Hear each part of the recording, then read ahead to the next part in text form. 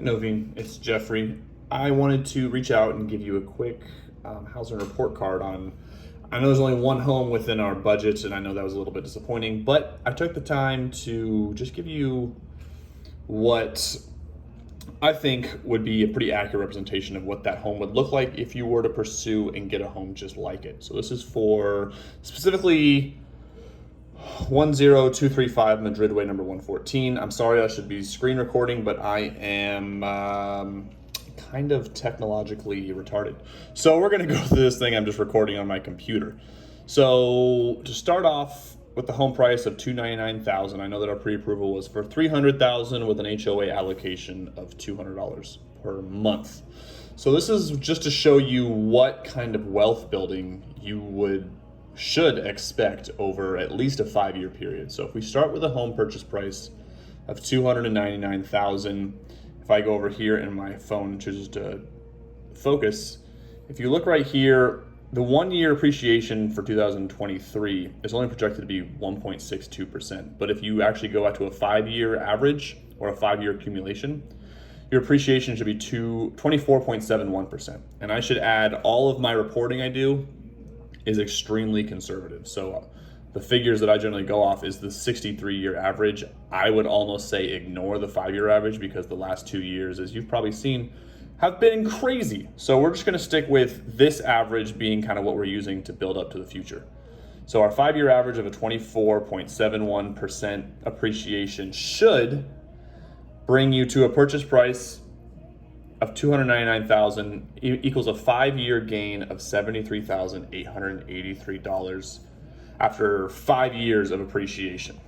And this is going to be a little bit skewed because this is just using traditional 10% down conventional financing. This doesn't take into account that you have the grant program that covers both your closing costs and your down payment. So you should have even more equity gain in the home than this. There is no parameter that I can put in that mimics the grant program that you have access to. And then following graphs kind of dive into supporting this claim of the appreciation. It shows the stability of the housing market you can barely read that, but per 1,000 people, only 2 homes like this are for sale in the area. So that shows that the demand is still there, but the supply is actually very low still. And I'm going to send you all this graph as well, so this gets kind of into the nitty-gritty, but I wanted to just give you an overview showing that the population of San Diego County is 3.34 million. 1.65 million of those are renters. Only 332,000 can afford to purchase in San Diego County. This sounds scary, shows that now people can buy your home, but in San Diego you only have 2 options. You either rent or you buy. And if there's more people renting, rentals go up, which I know that you're experiencing right now. So this shows that when rentals go up, so does the housing market, because you're pretty much comparing what you can get for the rent versus what you can get for the purchase.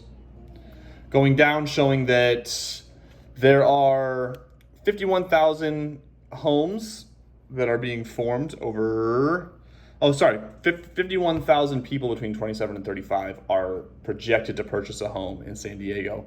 But there's only 9,575 homes being built. So the supply is just a drop in the bucket compared to the demand in San Diego.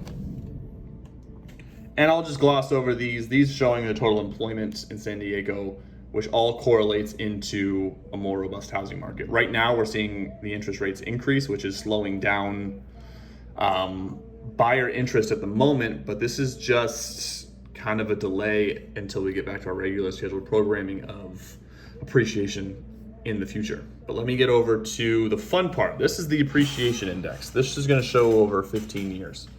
So again, this is for normal conventional financing. Everyone has to bring their own money, but you don't apply for this. So your numbers would actually be a little better in your regard as opposed to this graph can show.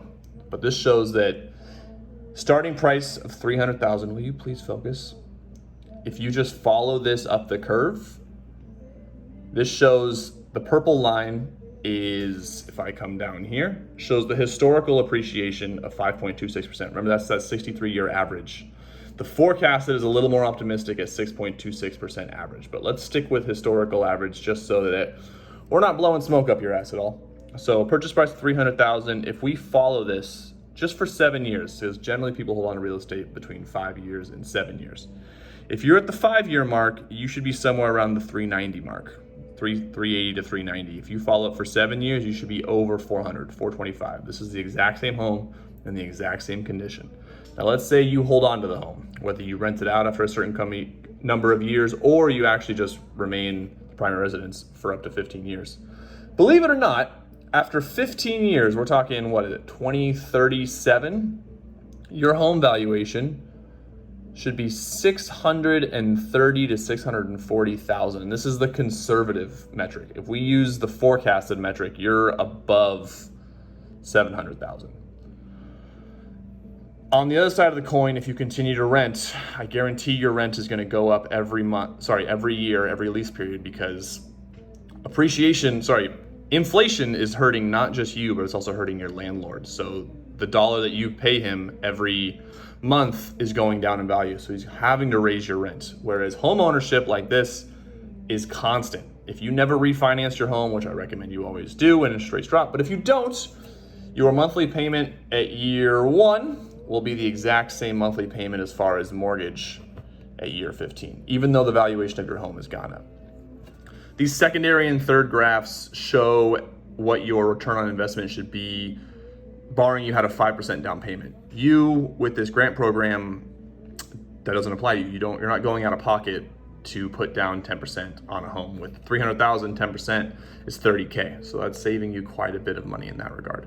Again, I'm gonna send you all these for your records, but I wanted to sit down and kind of give you a brief overlook. I apologize for the super shaky cam work, but I hope this answered a few questions here. If you have any questions further, please feel free to reach out. My number is 619-304-6740, and my email address is jeffrey@porchlightsocal.com. Hope you're doing well, Novien, and I will talk to you soon. Take care.